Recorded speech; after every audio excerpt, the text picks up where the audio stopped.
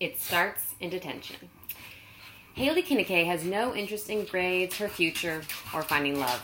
Her only interest is making sure her father, Andy, a war veteran from Iraq and Afghanistan, makes it through the day.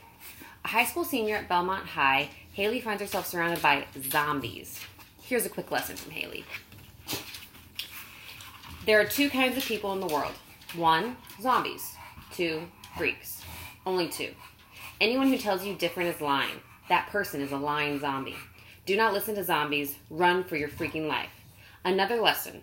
Everyone is born a freak. That surprised you, didn't it? That's because they've been sucking on your brain. Their poison is making you think that freaks are bad, dangerous, damaged. Again, don't listen. Run. As I mentioned, Laurie Halse Anderson's novel, The Impossible Knife of Memory, starts in detention. For the first time in years, Haley and her father have decided to stay in one place so she can attend school instead of being homeschooled by Andy on the road. The story opens with Haley struggling to connect and adapt at a public school setting. Detention is a common occurrence. Enter Finn. He's good looking, he's kind of weird, and he sees something in Haley that she doesn't see and throws her world for a loop.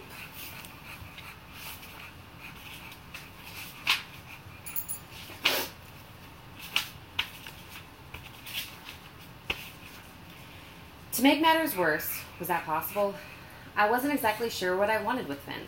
Did I like him? My opinion about that changed several times a day. Did I want him to like me? Ditto. How could I like him? How could he like me if we didn't even know each other? The little I was able to learn about his family, perfect, middle-class people apparently, made me pretty sure that he'd run screaming if he ever met my father. That would be a logical reaction, of course. But did I really want to fall in love, fall in like, with someone who didn't give my dad a chance?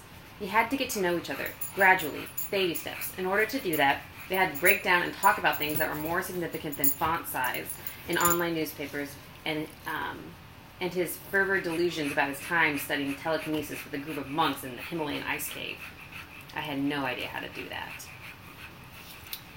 While Haley and Finn's relationship is definitely a major plot in the novel, probably the most important relationship is between Haley and her father. Andy struggles with post-traumatic stress disorder from the war, which results in his inability to hold a job, drinking constantly, smoking pot, and forcing Haley to be the adult more often than not.